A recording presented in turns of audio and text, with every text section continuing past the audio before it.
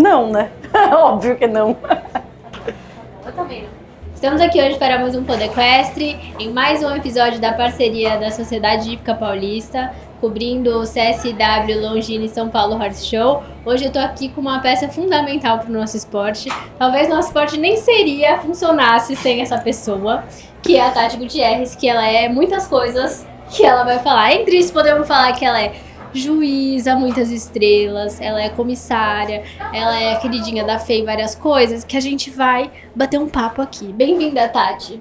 Obrigada, um prazer estar aqui. Obrigada por esse projeto incrível, junto com a Hípica Paulista. Eu sei que foi difícil chegar, mas estamos muito felizes de poder ter memória do nosso esporte, poder ter isso aqui. Obrigada. E é muito importante ter alguém como você falando aqui, porque eu acho que reforça a questão da notoriedade tanto do podcast, como facilitar a informação chegando nas pessoas. Tati, conta um pouco pra gente como é que é seu dia a dia na CBH, o que é que você faz? Porque falar que você é o motor do nosso esporte é uma coisa muito abrangente, porque na prática é o que acontece. Vamos lá, sou secretária-geral da CBH, eu trabalho na CBH desde o começo dessa gestão, vai fazer 3 anos agora, e meu dia a dia é tomar conta um pouco de tudo. O secretário-geral é o CEO numa empresa normal, então eu trabalho junto com o FEFO, com o Fernando Sferber, que é o presidente, e a gente toca toda a parte organizacional dela, ou seja, a gente tem as diretorias que cuidam do esporte, a gente tem o Valdir, que é nosso gerente esportivo, e daí fora isso a gente tem RH, financeiro, toda a parte de todo dia de uma empresa passa por mim e pelo FEFO, a gente toca isso juntos, em parceria. Então é isso, ou seja, na verdade é cuidar de uma empresa que toma conta de um esporte. E a gente pode falar muitas coisas sobre a CBH, mas para um próximo episódio, que a gente vai ter um convidado também aqui, o FEFO, como é que é esse negócio de ser comissário, de trabalhar com FEI, de trabalhar com o juiz, de fazer muitas coisas? Porque eu acho que às vezes as pessoas não sabem qual é o papel dessas pessoas. Acho que a gente fica lá só fiscalizando, tipo, ai, tá tudo bem com o cavalo, ai, narrando no júri. Como é que é isso na prática? Vamos lá, antes de eu ser secretária-geral, eu sou oficial FEI já faz alguns anos e acho que é essencial. Todo mundo fala, os comissários estão aqui para fiscalizar. Na verdade, não, né? Os comissários, eles têm um lema na FEI que é ajudar, prevenir e só depois intervir. Isso é como deveria funcionar.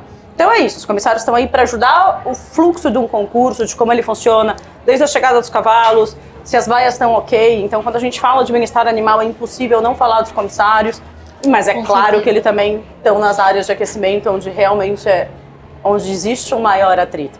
Eu sempre digo que os comissários, eles têm o melhor e o pior de todos os atletas, porque não tem um degrau para chegar como tem no júri. Ele tá ali, ele lida com a adrenalina no ápice, então quando ganha é a melhor pessoa do mundo, ele tá lá na maior felicidade, mas quando ele vai mal, mesmo quando não foi uma eliminação nossa, algum problema de prova, ele acaba descontando na primeira pessoa que ele encontra, que às vezes é a gente. Então é isso. Mas rola isso de descontar, de brigas? Não chega a ser descontar, atritos? Ou seja, atritos. Mas você tem o melhor e o pior, você não tá numa boa vibe. Você trabalhou, por exemplo, vamos dizer, o Grande Prêmio do Indoor. Você trabalhou 1 ano para estar aqui no seu cavalo na melhor forma. Daí acontece alguma coisa, sei lá, o cavalo acordou não tão bem e ele não vai como ele achava na prova. É normal do ser humano, ele tá de mau humor, ou seja... não é. Você tem um excelente ponto. Nossa, calma, eu tô assimilando isso que você falou. E é muito louco, porque você tava em Paris agora. Tava, mas eu não tava como oficial. Sim. Foi a primeira vez que eu não fui como oficial. Me conta. Dentro da estrutura das provas no Brasil. Olha só, eu vou ser muito honesta com você. Eu não tenho o costume de acompanhar grandes concursos, até porque também eu não sou uma pessoa que vai muito nas provas. Eu fiz o curso de juiz com Pedro Cordeiro, que você me lembrou o nome do cara, pra você ter ideia, tinha me passado em branco. Mas a gente tem mais alguma prova aqui no Brasil grande como essa que a gente tem hoje? Não, o indoor é a maior... vamos lá. O indoor é a maior prova que a gente tem na América do Sul. Ele ano passado foi 5 estrelas e por uma questão da FEI de troca de regulamento, esse ano a gente tinha 4 estrelas, o que é uma coisa muito importante. A FEI considera a gente um farol para toda a América do Sul de que outros países se espelhem neste evento e que outras coisas venham como consequência desse evento, como crescimento do esporte. Então esse é um evento muito importante, tanto para a FEI quanto para a CBH.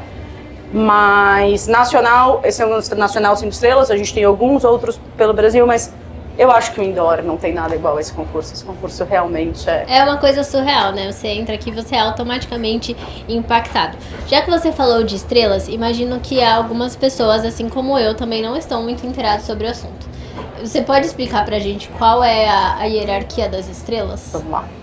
As estrelas estão ligadas ao dinheiro que um concurso dá de premiação. Não tem a ver com o nível do concurso.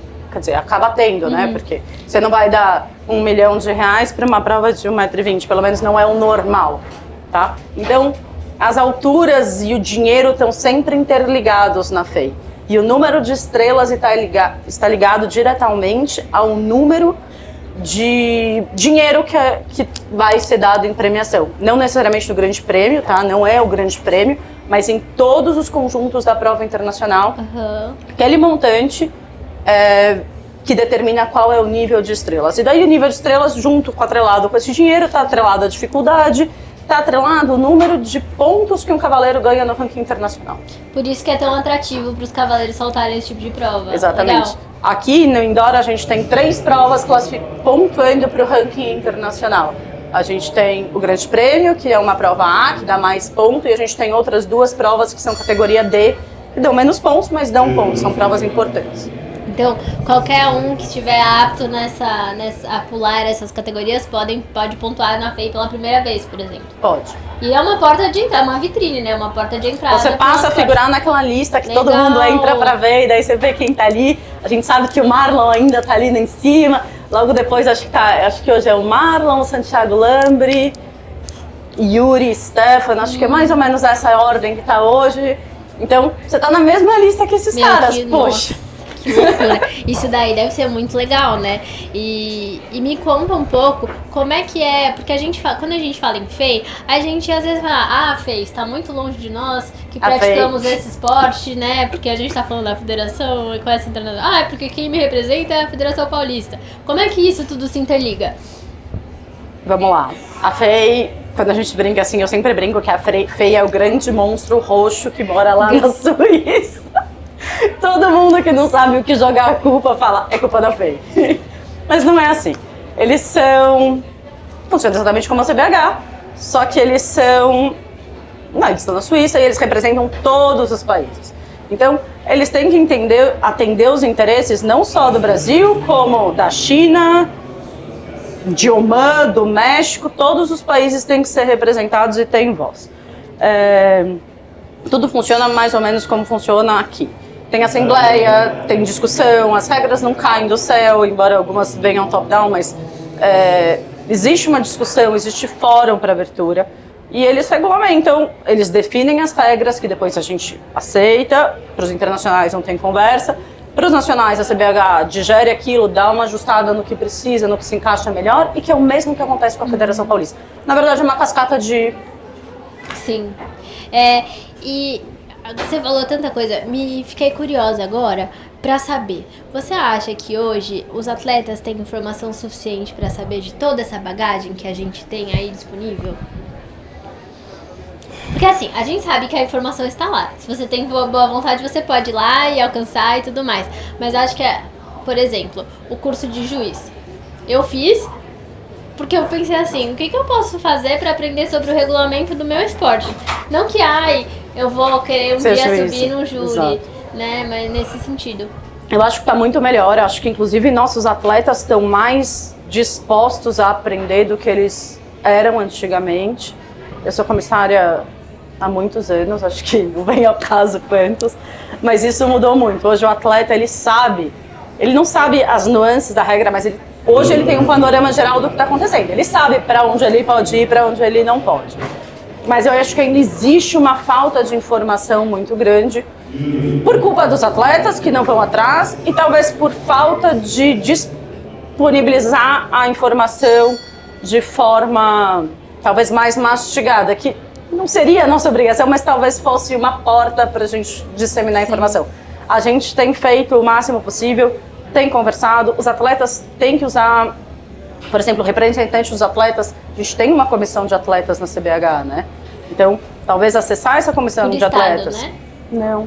A comissão de atletas ela é feita por modalidade. Ah, é mesmo? E aí a gente tem, no salto, por exemplo, o Ivo e a Bianca são os representantes. No adestramento, o Vinícius e a Sara. No completo, o Marcelo Tosi. Eu confundi, na verdade, com os representantes dos atletas da federação lá do Paraná, que a nossa colega Anne é a representante. Exato. Mas Você exatamente falou representante, veio a imagem da Anne, assim. Mas eu acho importante, né, a gente ter alguém que seja o porta-voz das nossas dores. Imagino que deve ser tipo uma reunião de condomínio, que o pessoal vai... Mas eu acho que vocês... eu imagino que seja muito mais fácil para um atleta chegar no Ivo do que chegar em mim. Sem dúvida, eu com certeza posso te dizer, eu tô intimidada de estar aqui na sua presença maioral, entendeu? Eu tô, porque o Ivo tá muito mais fácil, tipo, pra chegar no paddock e encontrar o Ivo é muito mais tranquilo do que me encontrar, porque por mais que eu tente, o Fefo tente, estar em todas as provas, a gente não consegue, são 9 modalidades, então tem que balancear. Hoje eu vim aqui, semana passada eu tava no adestramento, durante o final de semana eu vou passar no Brasileiro de Completo, que está sendo no Santo Amaro. Legal. Então tem que balancear nas 9 modalidades, tentar atender. Eu voltei, eu tenho feito um trabalho incrível e tentar atender o que a gente consegue. Olha, você está incumbida de me apresentar alguém no Volteio para eu conversar aqui, porque eu não conheço ninguém, eu não consigo falar Nossa de diretora, ela é ótima, Malu Juni. Vamos conversar com ela. Vamos, vou te passar o contato é dela. muito legal. Eu acho que todas as modalidades equestres, elas merecem fomento, elas merecem ser conhecidas mesmo pelas pessoas, porque às vezes as pessoas pensam, nossa, o que eu vou estar fazendo uma ginástica olímpica em cima do cavalo? Tipo, gente, mas isso é tão incrível. E a Malu foi atleta, é diretora, tem uma boa entrada na FEI, tem um bom caminho, ou seja, é uma excelente diretora, acho que vale a pena conversar com ela. E como é que é? Como é que é participar de tantas as provas e de tantas modalidades? Tem alguma que você gosta mais? Você gosta de cavalo? Eu gosto de cavalo, isso que eu ia te falar. Tipo, cada uma tem suas particularidades, são todas incríveis, todas têm um lado incrível, que é o cavalo, de uma forma incrível, e todo mundo tem um dia ruim, então toda modalidade também tem um dia ruim. É só saber balancear. Mas e aí, tem algum fomento de formação de juízes e comissários? Tem um departamento disso? A gente tem o Titã que cuida da parte de base e fomento dessa parte. E eu acho que cada modalidade tem um pouco seu próprio trabalho. A Roberta Milani assumiu agora a diretoria de juízes da Federação Paulista, o que tem ajudado muito, porque querendo ou não, a Federação Paulista ainda é o coração dessa modalidade, é onde tudo pulsa, né? Sim. A gente está aqui, é a maior federação que a gente tem. Então, e é isso, ou seja, acho que a gente tem que fazer mais curso, mas é um pouco complicado, porque agendas são complicadas, das pessoas que dão curso, daí que esse pode, esse não pode, mas tem acontecido, a gente tem conseguido fazer os cursos online, pelo menos, e está funcionando, a formação está caminhando, e acho que a gente deveria fazer para quem não quer ser juiz, mas um curso de eu acho uma palestra de informação. Foi assim. Bem informativo, foi super legal. São poucas as pessoas que vão entrar e ler um PDFão de 1000 páginas, né? Mas às vezes precisa de alguém para dar uma traduzida. Agora, falando um pouco da função de juiz, como é a questão das estrelas? A gente sabe que estrelas são sempre legais, seja para restaurante, para juiz, para prova, para qualquer coisa. Vamos lá. Na CBH a gente ainda tem nível, né? 1, 2, 3. Na FEI eram estrelas, mudaram para nível também. Então é L1, L2, L3 e L4. São o nível dos juízes na FEI hoje, e comissário é a mesma coisa.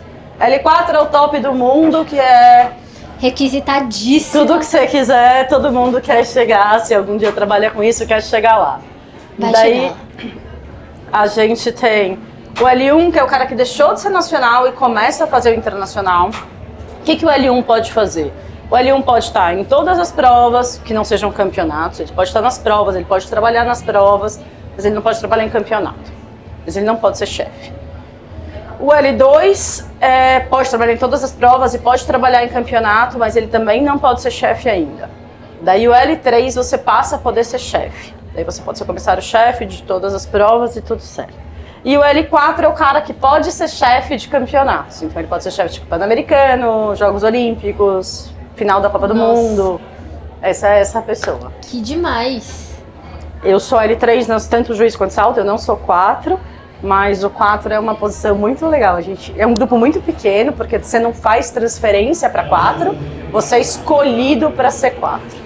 Nossa, mas isso é muito especial. Imagina só, tipo, a Federação Monstro Roxo escolhendo você confia em você pra ser... Caramba! Isso. E eu acho que os juízes são um pouco isso. As pessoas têm uma má visão dos juízes às vezes. Não, porque você fez. Não, calma. Tipo, a gente tem um caderno de regras, a gente tem uma série de coisas que às vezes a gente não consegue, por mais que a gente tenha boa vontade de falar, eu posso ir até aqui, posso ir até ali, mas existem regras que elas não têm margem para interpretação. Sim. E aí, ou seja, aí você precisa de um bom juiz, que o juiz vai entender e falar, não tenho como fazer nada, a regra diz isso, e eu preciso seguir, Sim. ou seja... Você diz essas coisas e me vem na cabeça automaticamente sempre o bem-estar do cavalo, né? Porque eu acho que é a missão número 1, deveria ser de todos que praticam o esporte ou que são entusiastas do esporte, o cuidado, né, com a gente não estaria aqui sem eles, ou seja, o Stefan disse uma coisa maravilhosa no podcast agora, no podcast. Eu não estaria aqui se não fosse a primavera. Sim. Exatamente isso. Eu não estaria sentada onde eu estou hoje se não fossem esses cavalos, porque ninguém precisaria de mim. Então, se eu não cuidar deles, se você não cuidar deles, se quem estiver assistindo a gente não cuidar deles, não tem sentido a gente estar aqui.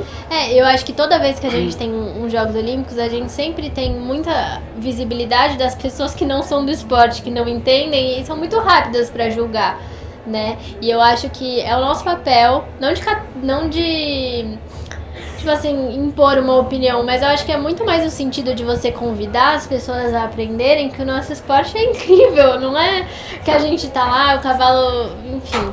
Podia falar disso muitas horas. Porque é exatamente isso. Ou seja, as pessoas, elas acham que a gente... vocês abusam dos cavalos. Peraí, aonde você tirou essa informação? Tem uma série de pessoas que garantem o bem-estar, que visam... Exato, ou seja, eu brinco que a gente entra aqui nas cocheiras e na maioria delas... 90%, eu arriscaria 99%, os cavalos são muito melhor tratados do que eu. Eu sei. Ou seja, do que você. Esses cavalos fazem check-up.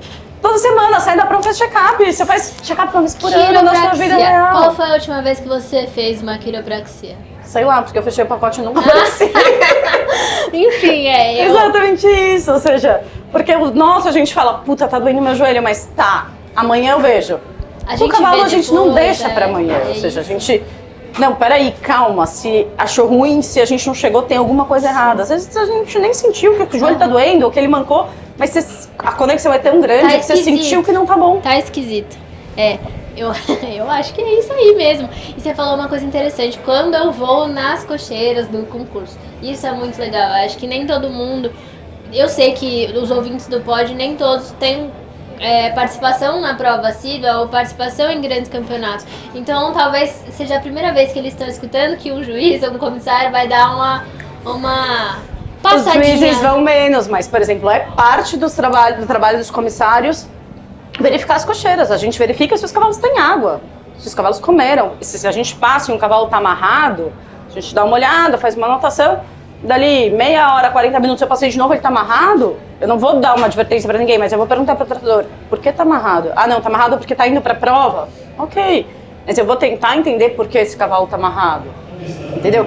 Então, a gente amassa muito barro lá embaixo, muito mais do que a gente mostra, entendeu? Porque precisa olhar. E a equipe, como é? É grande? Porque num campeonato assim, não tem como... Ela deveria ser maior do que ela é. Todos trabalham muito, com certeza, isso sem dúvida. Ela deveria ser maior do que ela é, mas a gente tem obrigatório, por regulamento no Brasil, o comissário-chefe e mais 2 por pista. Tá. E na FEI é o comissário-chefe mais 4, independente do tanto de pista que você tem. Caramba. Vamos lá, uma conta por baixo. O comissário-chefe... Eu tenho 2 fazendo boleteira, eu tenho pelo menos 1 ou 2 no salto, já são 4. 1 lá embaixo na cocheira já são 6. Fazendo uma conta rápida Que com você. loucura, né? Fora os comissários que ficam aqui à noite. A gente tem gente aqui à noite. Num concurso desse tamanho, tem gente aqui à noite. Porque quando é prova internacional, os tratadores não podem dormir no mesmo lugar que os cavalos. A gente tem uma área reservada. Ah, é mesmo? Eu não sabia disso. Os tratadores não podem dormir no mesmo recinto. Então a gente tem gente cuidando, a gente tem veterinário a noite inteira. Eu tenho um veterinário que passa e olha os cavalos o tempo inteiro. Eu tenho segurança à noite para esses cavalos. É claro, os tratadores, os proprietários podem ir lá ver seus cavalos à noite. Ninguém é proibido. A única coisa é, passou do horário que a gente fechou até a hora que a gente abriu, você vai entrar? Beleza, põe seu nome aqui e diz o que você veio fazer. Ok, eu vou te acompanhar, a gente olha e você volta. Eu entendo que isso tem um papel fundamental, principalmente numa prova grande, porque, lógico, tudo que é organizado é melhor. Eu sou a pessoa da organização. Tudo que é regra e a gente puder seguir, vamos nessa. E, cara, eu tô gostando muito de ouvir isso, porque eu espero que as pessoas ouçam tudo que você tá falando com o mesmo entusiasmo que eu. Porque, cara, isso é muito... Isso tem tudo a ver com o futuro do nosso esporte. Tem, a gente precisa cuidar, exatamente. E a gente tem trabalhado... Eu até fiquei emocionada. Oh, que fofo. Até agou meu olho. A gente tem trabalhado para o Brasil para chegar, a gente ainda não consegue, porque os nossos concursos são muito grandes, a gente não tem área de isolamento, então é tudo maior, então fica um pouco mais difícil esse controle. Mas a gente tem deixado gente à noite para cuidar, nas provas de adestramento, que a maioria são internacionais, tem gente à noite para olhar esses cavalos. Então, mesmo quando não tem, assim, um veterinário que fica, a gente pede para o clube ter alguém para dar uma olhada, para passar, para ver se está tudo em ordem. Existe esse cuidado, entendeu? E você acha que para o Brasil a gente tem possibilidade de aumentar o número de provas grandes internacionais, para o salto pelo menos? Porque o adestramento tem mais, mas no caminho que nós andamos? Acho que sim. Vamos explicar por que o adestramento tem mais. Vamos lá. O adestramento não dá prêmio em dinheiro. Não dá? Não. Como a gente faz até nível 2 estrelas... Tela azul. Deu uma tela azul aqui. Eu não sou obrigada a dar prêmio em dinheiro. E o adestramento, nem o nacional, nem o internacional dão prêmio em dinheiro. Então, por isso a gente tem menos participante, por isso é uma modalidade mais complicada. Sim. Mas é muito difícil um patrocinador para a gente conseguir dar esse prêmio em dinheiro. Por mais que a CBH consiga fomentar a prova, pagar algumas despesas junto com o clube, premiação em dinheiro, a CBH com certeza não entra. E eu acho que tem toda a questão dos juízes também, porque quando eu descobri que os juízes de adestramento internacionais têm uma série de regras que precisam ser seguidas e que seguir essas regras implica em um gasto financeiro muito alto. Grande. Por exemplo, para fazer um internacional de adestramento, qualquer juiz que viaje mais de 6 horas, você precisa pagar passagem business para ele. Por regulamento. O salto tem alguns juízes que exigem e daí você negocia. Mas é isso. O que depende de aumentar o número de provas? Dinheiro. Basicamente dinheiro. A gente está fazendo um trabalho para aumentar. Ano passado a gente já fez Rio de Janeiro, 3 estrelas, que sempre foi 2. Então a gente tem feito um movimento para aumentar. Como a gente tem muita prova nacional, a prova internacional acaba não fazendo tanta falta. Mas onde ela faz falta? Quando você precisa de ranking points. Quando você sai daqui e quer ir saltar em Wellington, você precisa desses pontos para poder entrar, porque você só pode entrar numa prova FACE se você tem os ranking points, senão você não consegue entrar. Obrigatoriamente, ou você já fez uma temporada na Europa, ou enfim, é muito difícil, né? Exatamente isso. Vou esperar você beber água. Nossa, isso é muito... Mas a gente tem trabalhado para aumentar isso. Mas eu acho também que aí vai de uma iniciativa de todos de mostrar que o nosso esporte pode ser uma vitrine positiva para os patrocinadores. Porque ninguém vai botar dinheiro em um negócio que não tem retorno. Só que eu acho que a gente precisa ser melhor em mostrar as coisas boas do nosso esporte. Isso aqui é um case de sucesso, Isso aqui é um case sensacional! Todo mundo me pergunta. Sociedade Hípica Paulista, muito obrigada por esse feito no esporte brasileiro. Exatamente, ou seja, isso vem... A Copa Pão de Açúcar, isso não chegou hoje, né? Isso tem 40 anos de caminhada, acho que esse é o 34? Então, é uma caminhada muito grande, eles conseguiram fidelizar os patrocinadores, a Porsche tá aí, ou seja, quem pode dizer que é patrocinado pela Porsche? A Hípica Paulista pode, entendeu? Então é isso, então a gente tem conseguido alguns patrocinadores que estão colocando esse dinheiro com o aumento no esporte, a gente aumentou muito. Salto, eu não sei de cabeça, eu sei o adestramento porque eu acabei de fazer essa conta para um patrocinador. A gente saiu de 192 para 316 participantes no ranking, ou seja, é um número muito pequeno. Que legal. Mas é um crescimento muito importante. Grande, lógico. Que legal isso. E você acha que o adestramento, ele tem... E aí ele pontua, as internacionais do pontua. Ai, agora fez sentido. Agora o Tico e o Teco ligou. Peraí, ligou aqui. Então, por isso que às vezes a gente vê o nome do Duda, do Murilo, no ranking pipipi, small tour. Entendi tudo. Porque a gente faz as provas de adestramento todas 2 estrelas, pelo menos. Então todo mundo pontua. Que legal. E o pessoal do salto não fica bravo com isso? Que as outras modalidades pontuam e eles não. Mas eu faço 4 provas de adestramento por ano, ou seja, eles querem só 4 provas, a gente cancela o resto e faz 4 provas. Eu acho que ninguém vai querer. Todos os nacionais. Exatamente, ou seja, o adestramento ele é muito mais condensado, mesmo por especificidade do cavalo, ou seja, não dá pra você fazer prova toda semana. Tudo, porque eu tava pensando, como é que um cavaleiro do Brasil pega e faz a seletiva pra ir parar nos Jogos Olímpicos? Aí você falou que tem a porta de entrada dos points pra Wellington e não sei o que. Gente, é tudo uma cadeia, tá tudo interligado. Mas aqui também, ou seja, quando a gente faz a observatória para os jogos e que esses concursos todos estão, por que a gente precisa desses concursos? Por isso, porque vamos dizer que eu queira levar, sei lá, qualquer um que saltou aqui. Mas se ele não... Os Jogos Olímpicos eu não preciso disso porque é a escolha do país, ou seja, a partir do momento que ele cumpriu o requisito mínimo regulamentar, que não é nada muito, é só uma questão de segurança, tá tudo certo, o país decide. Mas como você decide sem girar, sem ver, sem ter tido essa experiência fora, né? Mas eu acho que hoje em dia as provas aqui estão tão boas que você consegue, ou seja, é claro que é muito importante. Você falar com a Luciana Lossi, ela vai te falar a diferença e o quanto a Luciana cresceu no último tempo, depois de que... Mas aqui a gente prepara... Olha a Primavera e o Stefan, são cavalos feitos... É um conjunto feito aqui, que onde chegou, ou seja... A gente viu eles... O esporte aqui tá muito bom.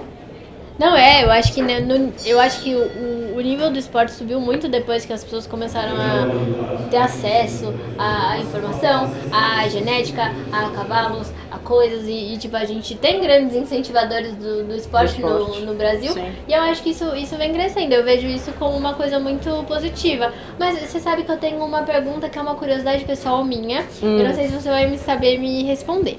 A gente vê muita criançada na categoria de escola, muitas pessoas na categoria de escola. Você acha que a gente teria alguma condição de manter mais essas pessoas no esporte por mais tempo? É um salto muito grande da escola pro mirim, ou seja, mas eu acho que existe ainda um trabalho para ser feito nesse limbo. É muito difícil de falar, é esse o trabalho. Eu não sei qual é o trabalho, se eu soubesse eu já tinha feito. Mas existe um limbo ali, porque a escola, primeiro, ela é muito encantadora, né? Porque é um outro universo, são muitas medalhas, é outro mundo, né? E daí quando você sai disso e tenta chegar no mirim, o mirim é um pouco frustrante, é uma categoria frustrante. Então, então você sai daquele glamour todo e você começa a entrar numa categoria onde ela é mais frustrante, é óbvio que a glória no mirim é a glória do mirim, uau! Eu fui pro sul-americano e tudo. Mas esse gap, até você alinhar a expectativa, principalmente da família, que tá acostumada... Total! Então, é um limbo difícil de trabalhar. Na verdade, eu acho que é mais um alinhamento de expectativa do que qualquer outra coisa. E é um salto grande de cavalo, né? A gente sabe disso. É outro nível de cavalo. E aí, eu acho engraçado, porque quando eu comecei a montar, eu não fazia ideia que existia a categoria de base. Gente, demorou tanto tempo, porque a gente lá no interior é outro universo paralelo. Principalmente numa época que o pessoal não costuma ir muito em prova, ou eu também não sou muito das mais competitivas, entendeu? Eu quero estar lá com a égua com glitter, brilhando assim. Se der pra ir, a gente vai. Amanda combinando com a amiga. Agora eu tô comportada, porque agora é cores neutras com a logo do PoderQuest. Antes você não tem noção. Eu era a adulta mais Barbie do negócio, entendeu? Entendi. Agora eu tô comportada. Mas essa não. Essa não é nem a questão. Porque eu não fazia ideia que existia a categoria de base. E quando eu descobri que pra eu ir num campeonato sul-americano eu tinha que ter uma idade, eu não lembro qual que era. E eu sei lá, eu tinha acho que tinha 16 anos e tinha que saltar sei lá quanto. Aí eu falei... Você já era júnior, você já tá com Gente, 30 e 40. eu falei, não, eu tô saltando 80. Como é que faz pra ir num sul-americano de 80? Tem. Inclusive, eu preciso te falar uma coisa. Num episódio que a gente falou, a gente acha que grande prêmio, aliás, mini GP, deveria ser um mini GP, não uma prova de 1,35 para ser inclusivo com as pessoas da escola. Mas a gente Pelo amor de Deus, grande prêmio da escola. A gente pode trabalhar, talvez não com esse nome, a gente já trabalhou lógico. isso, você taça qualquer coisa. E a gente tem um trabalho até com os amadores, de fazer umas provas que sejam como se fosse um grande prêmio, mas um pouco... Tem interesse, nessa eu participaria. Eu participaria nessa prova. Falar que eu ganhei um micro GP tá ótimo. A taça, não sei o que lá, dos amadores com medo. Essa daí Essa eu é participo. sua? Essa é minha. Mas, nossa, cara, que legal eu estar tendo essa oportunidade de conversar com você. Eu aposto que várias das minhas colegas, meus amigos, vão escutar e vão ficar tipo, ai meu Deus. E me conta, você está aqui hoje, fazendo o quê? Qual é o seu cargo hoje neste No concurso? Nenhum. Espectadora? Nenhum. Vem ver se tá tudo certo. Vem ver se tá tudo... Tá vendo? Ela não descansa. Não Vem ver se tá tudo certo, receber os juízes que chegaram de fora. Tem que fazer Você uma tem uma social. série de coisas que precisa ver, acertar se as inscrições estão ok, se eu preciso ajustar alguma inscrição, a gente tinha inspeção veterinária hoje, ver se todos os passaportes chegaram, a greve dos Correios deu uma atrapalhada no processo. Nossa. Mas Mas deu não tudo quer certo. dizer, de folga, porém sempre trabalhando. Essa é a pessoa que move o nosso esporte junto com o Fefo hoje. E, nossa, eu tô me sentindo tão sortuda de estar aqui conversando com você, que legal. Então, Tati, muito obrigada por conversar aqui com a gente hoje. Eu acho que sanou muito das minhas dúvidas, de quem tá ouvindo. Queria agradecer de novo a Época Paulista pelo espaço que tá dando aqui pra gente no PoderQuest, essa entrevista exclusivíssima da Tati, uma pessoa difícil de achar devido ao calendário. Obrigada, Tati, e adorei conversar com você. Imagina, eu que agradeço. Sou difícil de achar, mas meu telefone é quase público, é quase um 0800, todo mundo tem, pode se ligar. Eu costumo atender e se não, um e-mail da CBH, ou seja, chega na minha caixa, às vezes eu demoro um pouco para responder, mas você mandar pro cbh@cbh, chega em mim e eu respondo o mais rápido que der. Ó, tá vendo? A CBH, gente, é super acessível, vocês achando aí que ela não é acessível.